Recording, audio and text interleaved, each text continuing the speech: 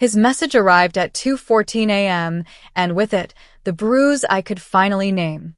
I was awake because the rain in Portland has a way of narrating your worst memories, steady, patient, relentless.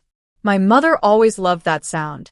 When I was little, she would stand at the kitchen window, hands around a chipped mug, and tell me rain taught people to wait well. She married again when I was 25, after the quiet years when money was always thin and laughter had a price. My stepdad, Rick, showed up with big promises and a good wristwatch. He swore he admired women who could build a life from nothing. Mom smiled like water had finally found a place to rest. In the 2 years that followed, our small world changed shape. Appointments were missed. Numbers on her pill organizer did not match. Mom apologized for things she did not do. Rick kept her calendar on his phone, kept her passwords on a yellow pad in his desk, said it was easier if he handled the calls. I worked at a school across town, left dinner on the porch on the nights he said she needed quiet. He did not like surprise visits. He said the neurologist wanted calm. He said stress made her dizzy. He said many things, and I was foolish enough to nod. When the text came, my phone buzzed so softly it felt like the rain had reached my pillow. It was from an unknown number, and the preview showed my name spelled without the second S. Tessa, the transfer cleared. Don't text back. Delete. For a strange second I thought it was spam, then I saw the next line. Her ATM limit is capped now. She won't go wandering again. I sat up, heart hammering. The message wasn't meant for me. The number, I realized, was Rick's old work phone, one he had given to Mom as a backup. I had helped set it up, and my name sat near the top of her contacts. If his hands were clumsy or his temper high, he might have hit mine before the one he meant to reach. The mistake was small. The feeling in my chest was not. I scrolled, numb fingers searching for context. A thread of short, hard messages lived there. Got her to sign the POA. Bank lady didn't look too close. The daughter's a teacher. She's broke. Dated weeks earlier, months even. My mother's name was reduced to initials. Amounts appeared like stones dropped in a well. Every line clicked into place like teeth. I thought of the last time I'd seen Mom in person. She stood by their back door and pressed a butter knife into my palm. For your new apartment, she whispered, as if the kitchen were bugged. For toast. Rick had been in the next room, clapping at a football game alone. When I hugged her, she was smaller than the winters I remembered, and her cardigan smelled like laundry soap and fear. I turned the phone to airplane mode and started writing times and amounts on a notepad. The rain thickened. Mom's bedroom light, visible from the street, stayed dark in my mind's window. The truth was not dramatic. It was careful, quiet, ordinary. That was the worst part. I looked at the clock, and for the first time since Rick arrived with his watch and promises, I felt the first clean thread of anger, calm and bright, pull through my chest. By sunrise, I had a plan that felt like standing still while everything else moved. The next morning I brought coffee and a paper cup to their house and found the door already unlocked.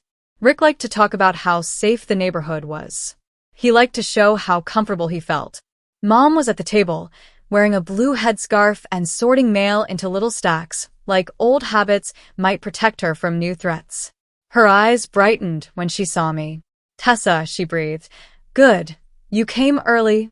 Rick's voice materialized from the hallway. She's got physical therapy in 20, he said. He kissed the air near Mom's head and gave me a nod that wanted to be paternal. You know how it is. Routines.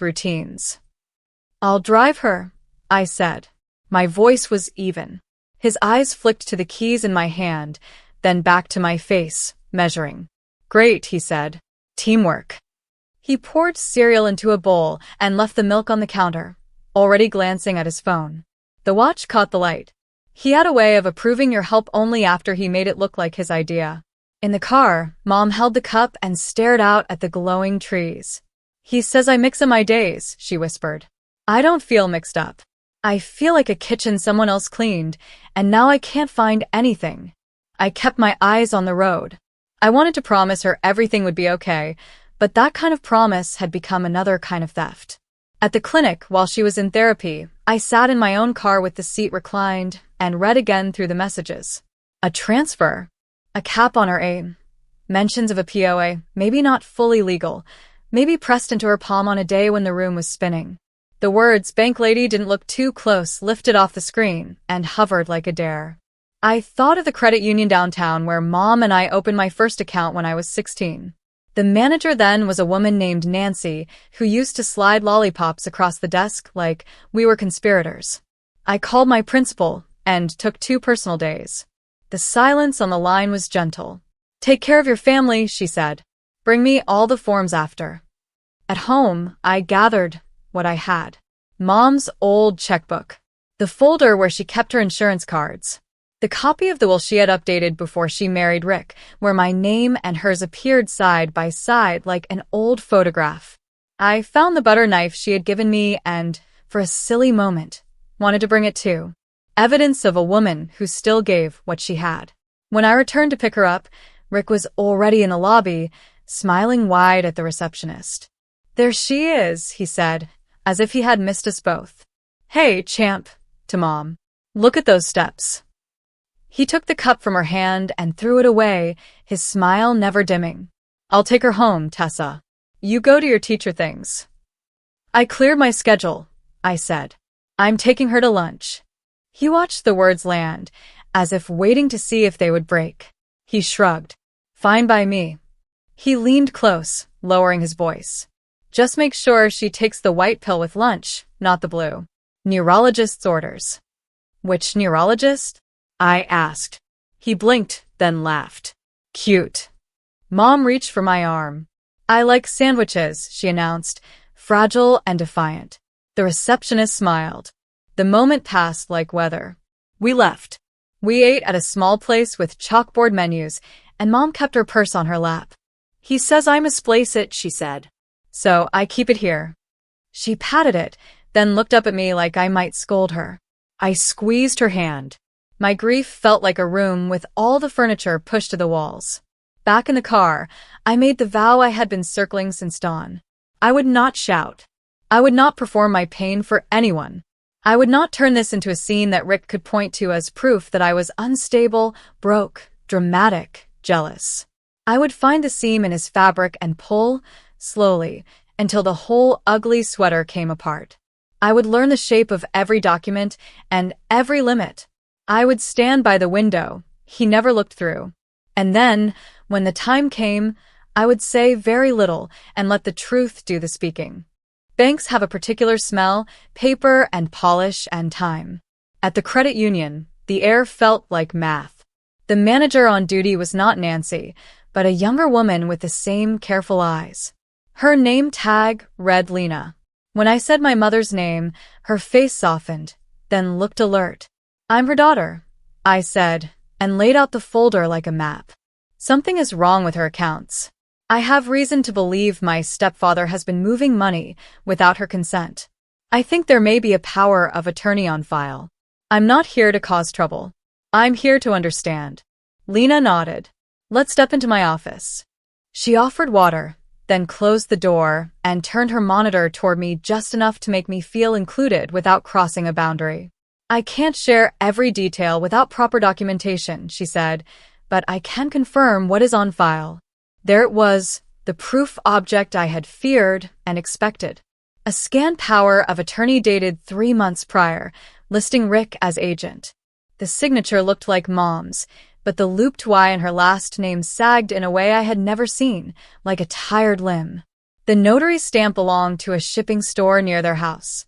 Attached were withdrawal slips, cashier's checks, and a transfer record to a new joint account at a different bank. The ATM limit had, indeed, been reduced. To prevent confusion, Lena said, reading the note left by whoever had processed the request. I took a breath, then another. "Is there any designation of a springing clause?" I asked. "Does it only activate upon incapacity? Is there a doctor's letter?" Lena's eyebrows lifted a fraction. "You've done your homework." "I'm a teacher," I said. "It's either that or worry myself into a hole." She clicked through the pages, frowning. "I don't see a physician's letter." The document appears to be durable, immediate authority. Her tone was neutral, but the silence that followed was not. Can we place a hold? I asked. Can we flag for a review? We can open a case for suspected financial exploitation of a vulnerable adult, she said, voice low. It requires documentation from you. Do you have any messages or evidence? I opened Mom's old phone and slid it across. The 2:14 a.m. text glowed like a small, cold moon. Lena read it, lips pressed together. I'll make a copy for the file, she said. I also recommend contacting an elder law attorney. Someone who can move faster than the general advice you'll get online. There's a clinic a few blocks over. Pro bono consultations on Thursdays. Her name was written on a sticky note when we left, Lena Park. She walked us to the door and touched my mother's sleeve with such care that my eyes burned. We'll do everything we can, she said. At the clinic, an attorney named Michael Cho met us in a conference room that smelled like hand sanitizer and fights people don't choose. He listened without interrupting, then asked Mom simple, clear questions. Do you know where your money is? Do you want your husband to be in charge of your accounts? Do you feel safe? Mom stared at the table. I used to feel smart, she said finally. Now I feel like I live in a pocket. Michael nodded. He looked at me. The text will help. The missing physician's letter will help. The notary will be important. Shipping store notaries can miss things when the line is long. He slid a clean sheet of paper toward me. We can petition for an emergency temporary guardianship limited to finances and a restraining order regarding assets. It is not dramatic. It's paperwork. But paperwork can be a kind of backbone. In the parking lot, I stood with my face tilted to the pale light, the way Mom used to stand in the rain. The anger was still there, but it had learned to breathe. Quiet revenge, I realized, is not a plan to hurt. It is a plan to restore. It is a hand steady on a table while everyone else pretends the table isn't moving. I called Rick from the car and told him we were running errands and would be late. Errands, he said, performatively patient. With her? I could hear the watch tapping the countertop. Sandwiches, I said. And a walk. He made a noise that might have been a laugh. He told me not to tire her out.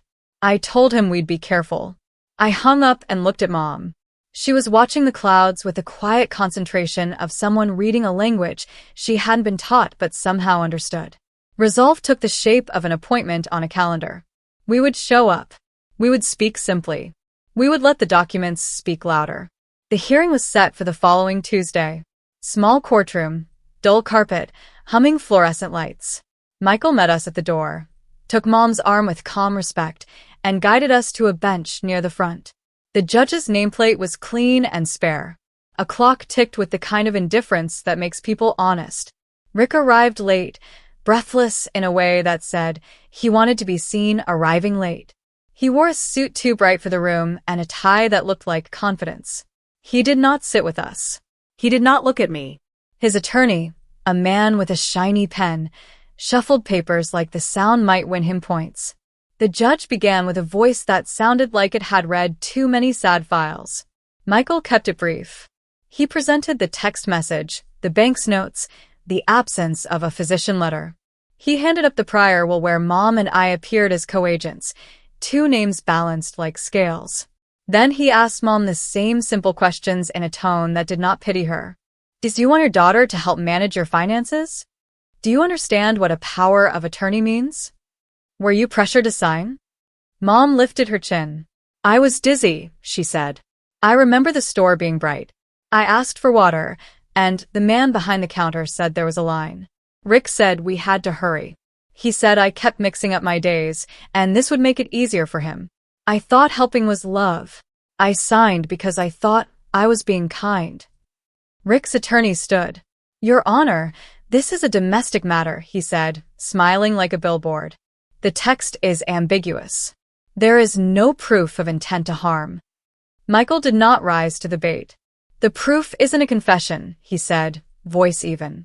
It's a pattern. Reduced ATM limits, without medical justification.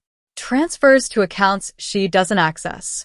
A POA notarized without an assessment of capacity on a day her therapist notes describe as symptomatic. This is not a case about intention. It is a case about control. The judge turned to Rick. Do you have anything to say? Rick adjusted his tie. I love my wife, he said. Her daughter is always busy. Someone had to manage things. I did what any caring husband would do. Then why the 2:14 a.m. message? The judge asked, holding up the printed screenshot. The words looked small in his hand. Why she won't go wandering again. Rick's mouth tightened. She gets confused. She's left the house at night. I was putting safeguards in place. Michael slid a paper forward. Officer's note from last month, he said quietly. Wellness check requested by a neighbor. Mrs. Whitlow found asleep in her recliner at 10:15 p.m., front door locked, television on. No wandering. He let the silence rest like a folded towel. The judge looked at Mom, then at me. He glanced back at the text, then at the notary stamp that looked tired even in black and white. Emergency temporary guardianship is granted to the daughter, limited to financial decisions. The power of attorney is suspended pending review. A protective order is issued preventing the respondent from accessing the petitioner's accounts. We will reconvene in 30 days. The gavel was a small sound. The room did not cheer. Justice often arrives like a coat laid over a shivering body, not a trumpet. Rick's face flushed a dull, angry red, but he kept his jaw set, eyes fixed on something behind me that wasn't there. He whispered to his attorney. The shiny pen stopped moving. Outside, Michael shook my hand. Now the practical parts, he said. Change passwords. Call the notary's supervisor. Update the banks. Document everything. If he violates the order, call me and the police in that order. Mom slid her hand into mine. I'm hungry, she said. Her voice was small, but steady. I nodded. Sandwiches, I said. As we walked down the courthouse steps, Rick called out my name. I turned. He stopped 3 steps above, his shadow falling over us like an old habit. You think you won, he said low and hard. I think Mom will eat lunch, I said, and pay for it herself. I kept my voice soft. He waited for more. There wasn't more. He lifted his chin, as if that could keep him from shrinking, and walked away, watch face flashing in the weak sun. The stillness after was not empty. It was earned. We stood there a moment longer, the city moving around us, and then we went to buy bread and oranges. Quiet like rain. The month that followed did not feel like triumph. It felt like mending. I sat at Mom's kitchen table with a yellow legal pad and a small stack of new cards from the bank, each in her name. We changed passwords and locked her credit. We filed a complaint with the notary's head office. The manager apologized and scheduled retraining. Lena from the credit union called twice just to check in. Michael filed the follow-up petition, and the judge converted the temporary order into a longer arrangement that preserved Mom's agency where she wanted it and gave me structure where she asked for help. Some money was gone. Not all of it. Enough to prove a story. Not enough to ruin the future. Rick moved out of the house and into a rental on the edge of the city, a place with thin blinds and a view of the freeway. His attorney sent one last letter that sounded like a door closing gently. Divorce papers followed, neutral and clean. Mom signed in a quiet room with a pot of chrysanthemums on the windowsill. The clerk complimented her scarf. Mornings became a practice. We brewed coffee and made lists. I taught her how to use a timer on her phone to track meds. She taught me how to make her mother's soup, the one with dill and potatoes and good salt. We sold the bright suit at a consignment shop and bought her a soft gray cardigan with deep pockets. She kept her purse on the chair back if she wanted.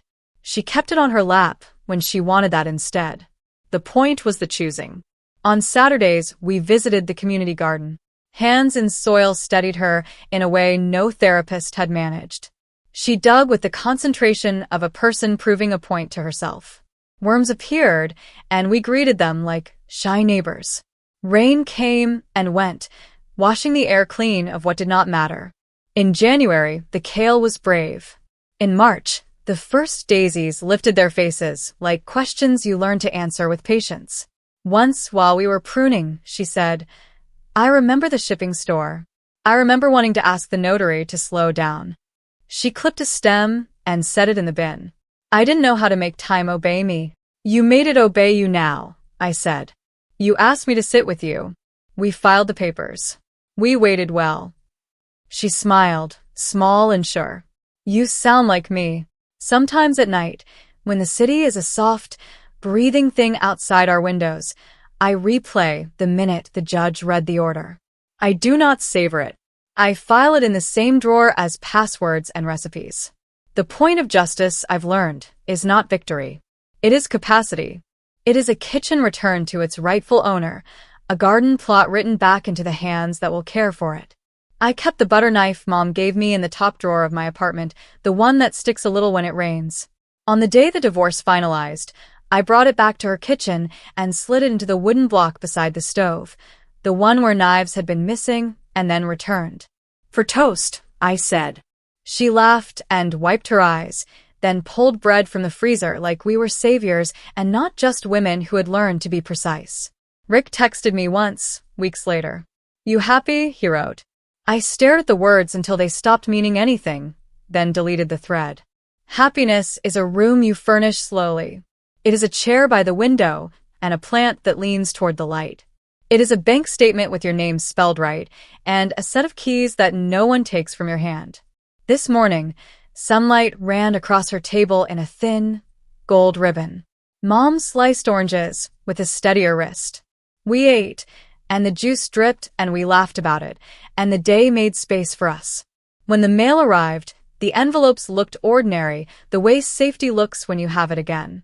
We opened what needed opening and recycled what had not, and later, we walked to the garden and admired the slow courage of small leaves.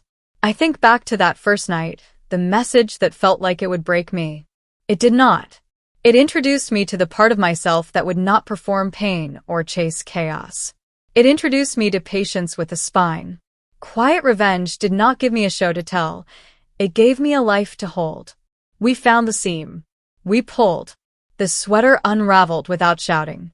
If this story touched you, share your thoughts below and subscribe for more stories of quiet revenge.